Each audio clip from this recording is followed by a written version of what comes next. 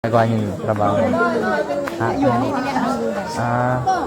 Kaano naman po, okay naman po. Okay naman po na naging maayos Saan po naman. galing yung ano po, mga gulay sa bundok? Parang binibili niyo po sa mga ano, tapos benta po sa palengke.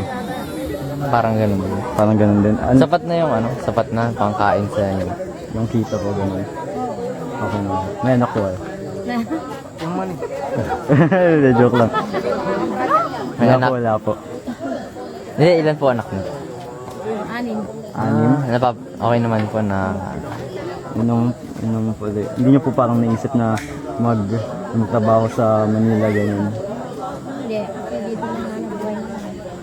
okay. Namimili kami at tapos Masaya na po kayo dito no. Ano nga po ulit pangalan niyo? Nina po. Okay, salamat po. Salamat po.